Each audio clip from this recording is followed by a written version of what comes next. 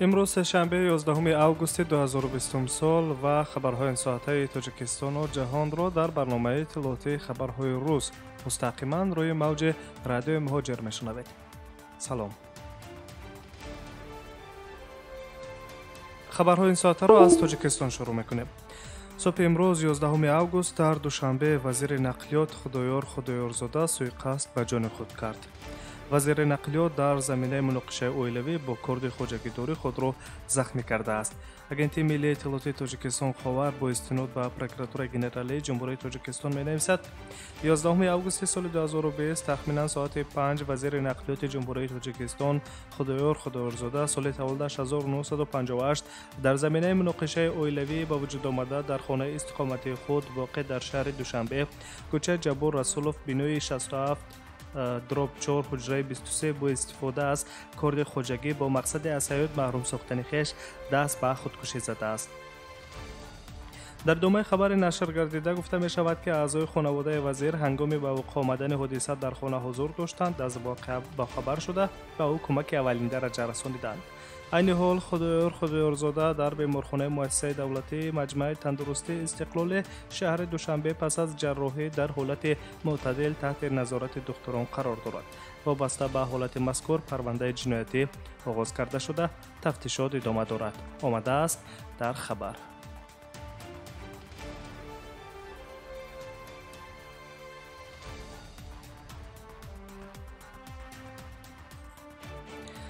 سروزیر لبنان حسن دیاب در پیام خود به ملت استعفای حکومت را رسما اعلام کرد. قرار کابینه وزیران در پی اعتراضهایی که بعد از ترکش‌ها در بندر بیروت به وجود آمدند به میان آمده است.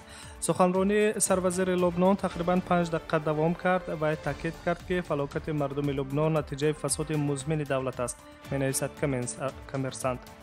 ما فاجعه بزرگی را از سر می‌گذرانیم. تخمین کرده میشد که تمام قوه‌های منفعت‌دار در مبارزه بر ضد غم مردم متحد می‌شوند، اما بعضی‌ها تنها به سبب پیروزی‌های سیاسی و ریتوریک پوپولیستی توجه دارند. آنها باید از خود شرم کنند زیرا فساد آنها به فلاکت آورده رساند، گفته است حسن دیاب، سروزیر همکنون سابق جمهوری لبنان.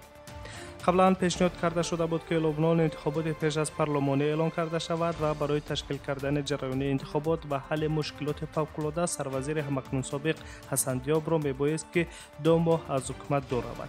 استعفای حکومت لبنان چند ساعت قبل پس از مجلس دیوانی وزیران معلوم شد. ما برای از بین بردن مسئولیت خود تسلیم نمی‌کنیم. وزیران تا زمان حکومت نو وظیفه‌های خود را اجرا خواهند کرد، گفته است میشل نجار، وزیر کارهای جمعیتی و نقلیات دولتی لبنان. استعفای حکومت لبنان در پس منظر اعتراض‌های یک هفته‌ای به میان آمد. ترکش در بندر بیروت 160 نفر قربانی و 60,000 زخمی و صدها میلیون دلار زیان مالی به میان آورد.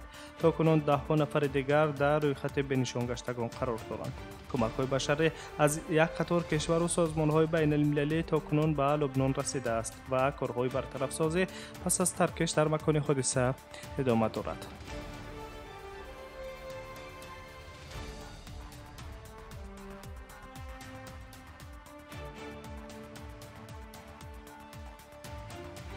از لبنان به تاجیکستان برمیگردیم و خبرها را ادامه می‌دهیم. تجهیزات ضروری برای به خیرگیری اهالی و فاند منزل در سال 2020 به агентии امور نزد پرزیدنت جمهوری تاجیکستان سپاریده شد. در دایره لایحه پرزور نمودن امور دموگرافی در تاجیکستان که از جانب حکومت روسیه مبلغ گذاری می‌شود، فاند نفوذ اهالی سازمان ملل متحد به агентії امور نزد پرزیدنت جمهوری تاجیکستان یک قطار تجهیزات لازمه رقمی را اهدا کرد. همین طریق مسئولان агентії امور 420 پلانشت، 100 نوتبوک و 80 پرینتر برای احتیاجات علاوگی هنگام بر شماره اهالی و فاند منزل قبول کردند.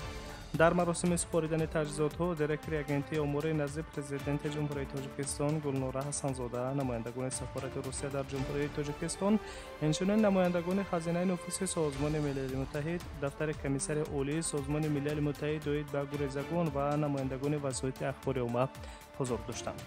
قید کرده شد که در تاجیکستان بار اول پرسش‌ها با استفاده تکنولوژی‌های رقمی از جمله نظرسنجی اینترنتی گذرانیده می شود که جمع‌آوری معلومات را تیزتر و دقیق‌تر می‌کند. باید قید کرد که بر روی خودگیری اهالی و فوند منزل در سال 2020 سه اصول جمع‌آوری معلومات جاری کرده می شوند. سوالنامه‌های کاغذی اساساً در دهه‌های استفاده می شوند. در شهرها متد پرسش اینترنتی و استفاده تکنولوژی رقمی راه اندازی می گردد.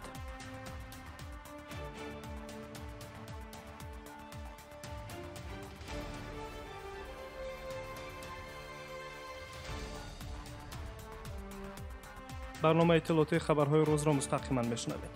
در نیم اولی سال 2020 تاجیکستان با مبلغ بیش از 46 میلیون دلار نخی پختا را به خارج صادر کرده است. خبر می‌دهد اوستا با استناد به خدمات گمرک قید شده است که بیش از 33,000 تن نخی پختا برای صادرات فروخته شده است. این در حالی است که حجم صادرات مسئله بافندگی و مصنوعات از آنها در 6 ماه سال روان 14.7% کم شده است. در مقایسه با همین دوره سال گذشته فروش نخی پختا در وزن 6.4 و در مجموع 17.5% کاهش یافته است. در ماه‌های ینور ایونی سال روان حجم صادرات محصولات نساجی و محصولات از آنها صادر شده 74 میلیون دلار را تشکیل داده است که نسبت به همین دوره سال 2019 14.7% کمتر است. طبق معلوماتی در خبر درج گردیده قبلا نخ پخته خام به روسیه، چین، ترکیه و کشورهای نزدیک بالتیک صادر کرده میشد. حالا جغرافیای صادرات این اشیاء خام به کشورهای آسیا وسیع شده است. پختا یکی از بایگری‌های اساسی طبیعت بیشتسوی تاجیکستان میباشد که این محصولات در زمین‌های خواجگی‌های دهقانی کشت شده و حاصلش اول‌های ترما جمع‌آوری کرده می‌شود. پختا در بازار جهانی نرخ بلند داشته، خریداران آن نیز کم نیستند. محض همین سبب است که دهقانان در گرمی طاقت فرسای تابستان محصولات بی‌نظیر را پرورش و محصولاتش را غون می‌دارند.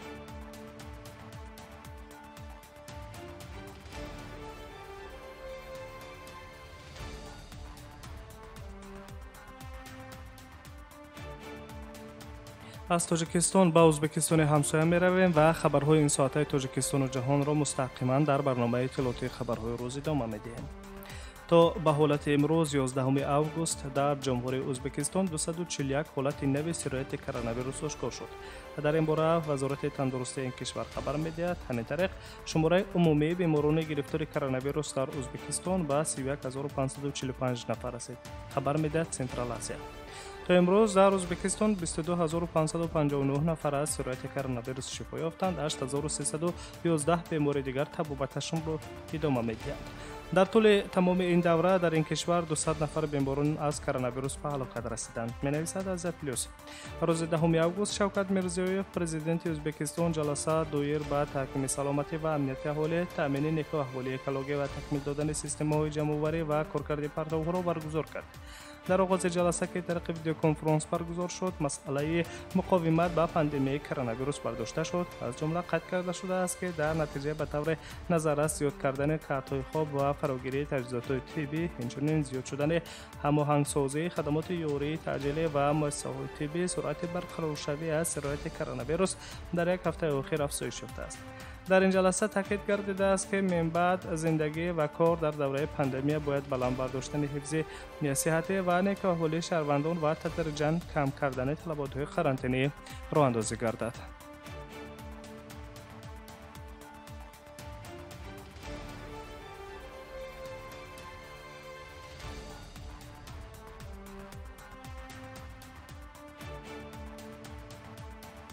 رهبر سازمان عمومی جهانی تندرستی تدروس ت.А.Гебрейюс به جمهوری‌ها توصیه داد که در مبارزه با پنجشنبه سرایت کرونا ویروس به زلندی نو پیروی کنند. وی گفت که یک قطار کشورها در منطقه مکانگ، بسیاری از کشورهای جزیره‌ای در کاریب و اقیانوس اروم، همچنین رواندا و زلندی نو توانستند که پنجشنبه ویروس را در مرحله اول پیشگیری کنند. طبق اطلاع اینترفاکس علی الخصوص ت.А.Гебрейюس زلندی نو را قید کرده تلاش‌های حکومت محلی را در مبارزه علیه پاندمی مثبت ارزیابی کرده است. رهبر سازمان عمومی جهانی تندرستی اینچنین یادآور شده است که حالت‌های نو سرایت کرونا ویروس در زلندی نو در طول زیاده از 100 روز مشاهده نشده است. 11 اوگوست دانشگاه جان هاپکینس خبر داد که شماره حادثه‌های آشکار شده سرایت کرونا ویروس در سراسر جهان از مرز 20 میلیون نفر گذشت. قبلا میلیاردر آمریکایی و مؤسس مایکروسافت بیل گیتس جدول به پایان رسیدن پاندمی کرونا ویروس را برای بعضی کشورها اعلام کرد. به عقیده او تا آخر سال 2021 سرایت کرونا ویروس خاتمه می‌یابد.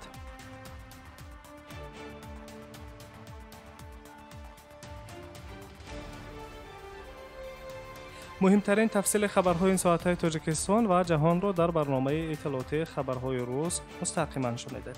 سلامت باشید. در ساعت‌های بعدی ما شما را با خبرهای تازه آشنا خواهیم ساخت.